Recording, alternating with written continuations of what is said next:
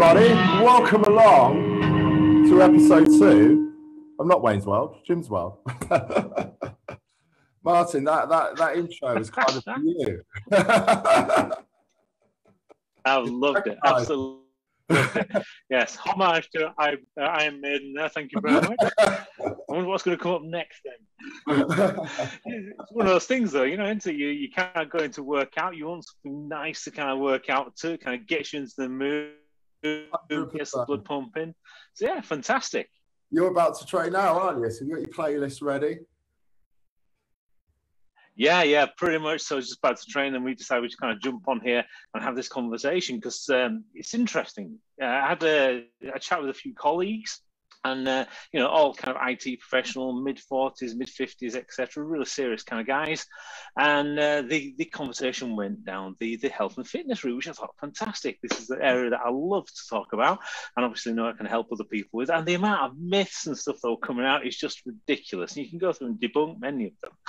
But one of them really came up, and it was kind of thinking, actually, that's a real good conversation for us to have, because it was all about testosterone. And the kind of general statement that came out was, oh, well, I'm in my mid-40s. When I get to about 50, you don't have any testosterone left. So what's the point? What's the point in trying to get fit? What's the point in trying to build muscle? Because, you just don't have any testosterone. And the next part was fantastic. It was a classic. He just turns around and says, and the only way to get testosterone when you're in mid-40s is to go for hormone replacement therapy. Okay, all right. I said, that's not kind of an issue, is it? Because there's so many other things that could happen. Anyway, over to you for a minute. So, I kind of say I can't drive. It more means I'm not very good at driving and don't like it. It doesn't mean I can't. If you've got no testosterone, you'd be dead. I mean, you won't be able to regenerate any cells. You won't be able to grow any new tissue at all, not just muscle tissue. But at the same time, there is merit to HRT. There is merit to, and it's a really interesting topic because it's one of those that I've obviously had a bit of knowledge on, a little bit of knowledge for a long time, but obviously seeing things transition whilst I've been doing stuff in a sort of medical world as well. So they basically, I think the thing there is they've probably tried for 2 weeks to do something and then decided to put it down, the failure down to something, or, they've not seen 20 pounds of muscle added in 2 weeks, or they're not burnt fat, or whatever it is. There's so many other factors. The fact is, here's the thing.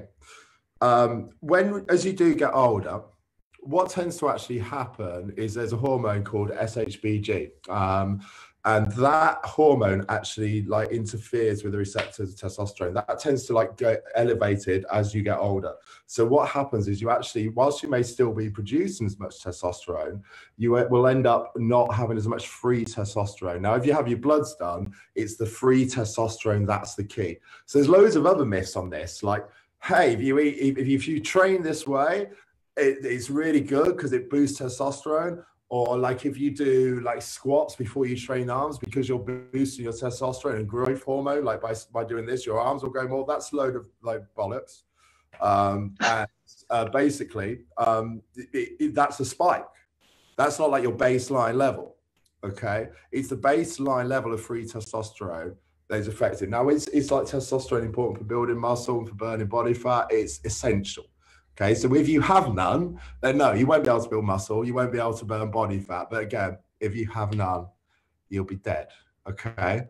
The other thing here is it's individual dependent, and it's I like the fact that we're having this because I'm going to come on to some really important health stuff with it that's important to any guys, particularly our age. We're getting to that stage in life now, where things unfortunately aren't always going to be the same as they were when we're 20.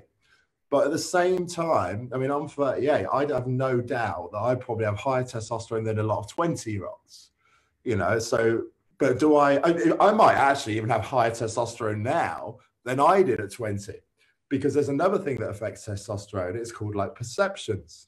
If you're generally seeing an unbalanced world and you're perceiving things negatively, your testosterone levels rise. If you're constantly under stress, your cortisol levels are getting elevated. Cortisol blunts testosterone production. Okay, when you kind of live a stoic lifestyle or whatever, if you like, most of the time, you know. Well, I'm not going to say I'm perfect at it. There are certainly exceptions, and they serve me. But ultimately, you know, that means that your cortisol levels are minimized, so you're not actually blunting that testosterone the same way. Now, when I say individualized, that means like some of those guys that you're talking to, they might have low testosterone. They might have, some might have higher testosterone than other guys in their 20s. So it's not like when you're 20, here's where your testosterone level is likely to be. And when I'm saying testosterone level, just to clarify this as well, I'm meaning free testosterone because that's the important one. Okay. So if you're in your 20s, like yes, as you get 40, 50, certainly as you get towards 50, your testosterone level between like 30 to 50 is going to start to drop. Okay.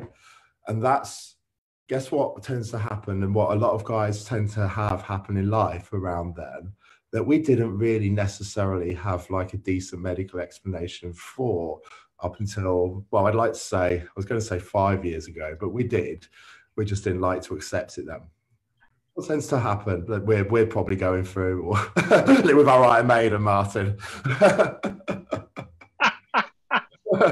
Oh dear God, I daren't even try and guess what's going through your mind at this point in time. Go on then, hit me with it. What am I going to be going through next? Midlife crisis. Oh yeah, thoughts calm, blonde bimbos, all that kind of jazz. Yeah. So whilst, don't get me wrong, I tend to think like a lot of this midlife crisis, again, is more of a perception thing. Like you may have set yourself a goal in life or had some dream that you've been really worked up towards. And then like, but it wasn't necessarily a mission that never ends. You kind of feel you've achieved it. It's kind of like, what next? But even that mindset is going to affect your hormonal levels. You combine that though with the top point where your testosterone is dropping. You fucking need that Ferrari to feel good. You really do. You know, you need it. You need it. And as soon as the Ferrari wears off, you need the boat. Now, the thing is with this, seriously though, depression is the biggest killer in men in the 30s, 40s, as in suicide. Yeah. Okay. Now, so there is a serious element to this. The fact, it's not a coincidence that around that age is often where men's testosterone levels start to drop. Testosterone is key to your health and happiness. And guys, can I just reiterate as well, and this is perhaps why as well it's taken so long for the medical community to catch on with this stuff, because we say testosterone and what do we instantly start to think of, especially when we're talking about fitness and stuff like that. You know, we're not talking about super physiological doses of testosterone. It's a natural hormone that we all produce. Okay. It's the reason my son, you know, the ginger fluffy one, has not had his balls cut off. Okay. Because I obviously deal with this on a day-to-day basis, looking at blood tests and analyzing stuff. And interestingly, like around 10 years ago, like I'm saying 10 years ago, because around that time was when I was doing online coaching. So I don't have the knowledge I do now, but I started that when I had a pretty damn fucking, like, excuse the language, good knowledge, testosterone, good knowledge of things. And I could actually pinpoint sometimes, like I'm working with someone, I can pick up, I think this guy might have low testosterone, and it might be a correlation of slower results than expected, but then also, as you know, one of the things that we do a lot with clients is picking up on mood and things like this between the emails and what have you. Yeah. Now, if a guy's testosterone levels do start to really drop in the 30s, 40s, then the chances are they're going to get depressed, and that's not, you know, and I talk about depression and stuff, obviously with psychology and human behavior stuff a lot. I remember doing posts on this, posts on midlife crisis and stuff, and I always kind of say there's a big caveat, and that's the testosterone hormone, because that kind of overrides so much stuff. You know, you can live life a wonderful way, but if you just testosterone levels drop, don't get me wrong, if you're living life healthily and everything else and your perceptions are in place, then you're increasing your chances of, you know, maintaining a more decent level. But if they do suddenly drop off and you're around that age, you start to think, why don't I feel like me as much anymore? Go get your blood test done. And also get the results and keep them yourself, because often, you know, the doctors are only learning. This is only coming recently. you know. So I'm giving all the answers to what in just one question, Martin, but you know, I know you want to train, and as your coach, like I was actually half hoping you'll say, no, Adam, we're not doing this now because I've got to train, that's more important. But no, so the other thing is well, you know, what's more important than serving people? I know there are a few things that you're going to pick up. I think before I because I'm going to say one of the other kind of. I know where you're going to go, mate. I just want to like finish on that bit though with saying how things are changing, as in the understanding of things. So if you go back, I think around 6-7 years ago in the US, they actually started implementing HRT, hormone replacement therapy. And that would be, as in when I say implementing it, not just patches or gels, as in like injections that actually do make a marked difference on levels. You know, if you went to a doctor, they obviously America's a little different. You'd often have clinics and stuff that you could go to where you go there and you basically talk about like how you're feeling. If you're feeling a certain way, and they'll then measure your levels. And obviously if you've got low testosterone, they can prescribe you with injections to not super physiological doses, just to bring you back to a decent, normal level. And it makes a marked difference on people's lives. So, you know, even around that sort of time, I could spot these things to clients. And I remember talking to some people and thinking, I know over in the UK, this will happen soon, because we tend to follow, you know. America likes that as well, that we do. You know, go back 100 years and for the rest of humanity, it was the other way around. But anyway, it's another topic. But yeah, so now over here, the same. You can go to Harley Street and places, and if you have, like, you know, you're not feeling yourself, if you feel that you're not like you were 5-6 years ago, you're just not, your mood's not the same, your happiness isn't the same, you may even be getting ill more frequently. You may, you know, I wouldn't say just because of a physique progress point of view, it's a reason to do it, but that will correlate with this other stuff. You know, if you started to gain a lot of body fat and at the same time, obviously that can lead to health issues, you know? So the fact is, like, if it's dropped so much that don't get me wrong, clean up your diet if you're feeling okay.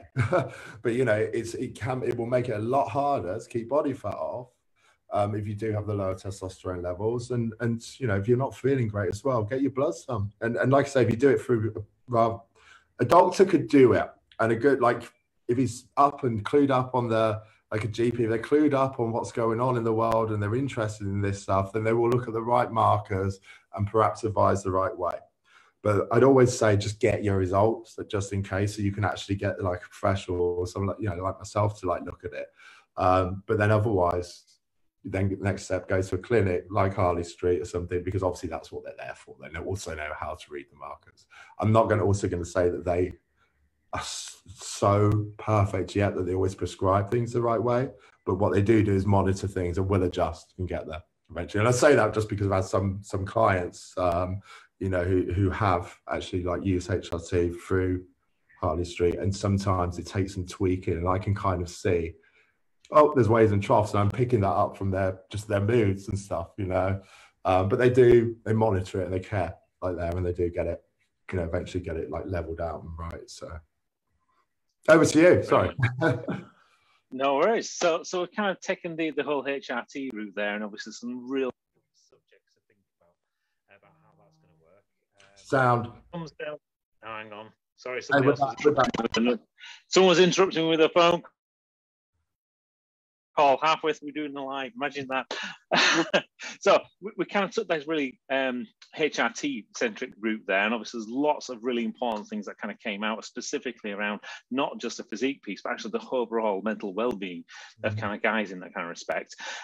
If we weren't going to take a HRT kind of route, and actually thinking just generally for the normal everyday person who's on the street, wants to get themselves a little bit fitter, they're in the 45 to 55 kind of bracket, is there kind of any real need to kind of go down that route, or is there other ways that you can actually be able to help them improve their physique and improve their kind of fitness?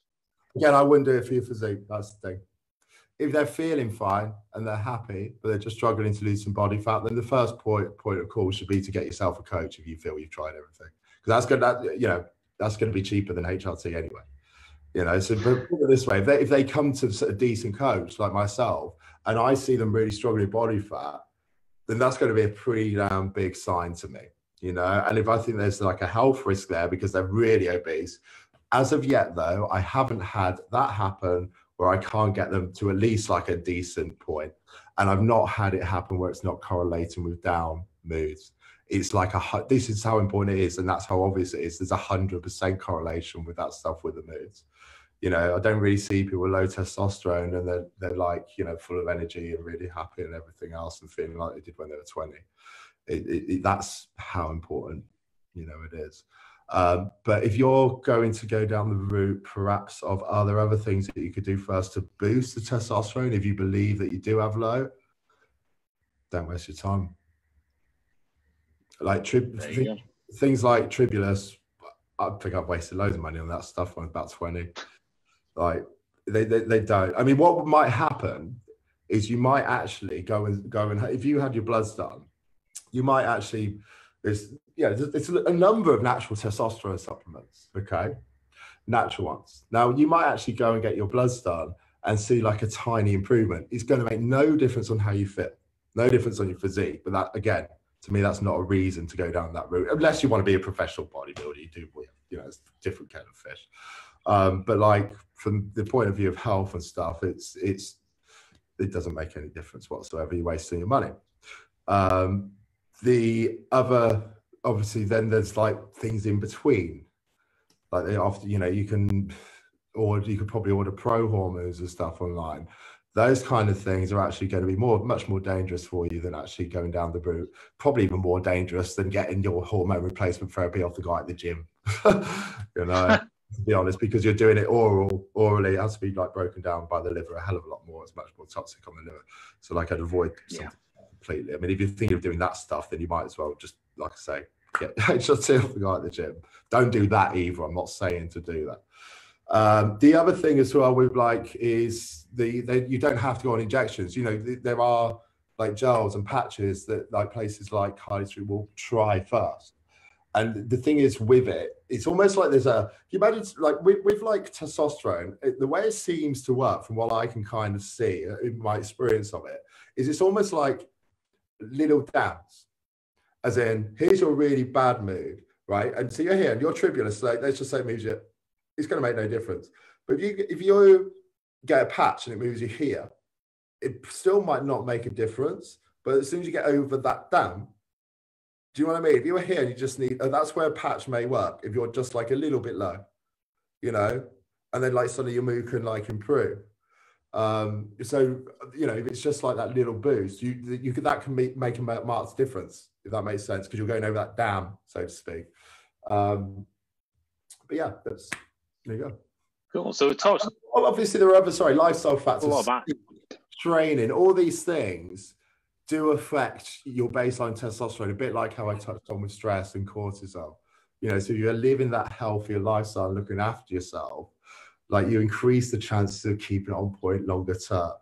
You know, we're not talking like having one bad night's sleep, so the next day you're feeling a bit more stressed out and your testosterone's a bit low.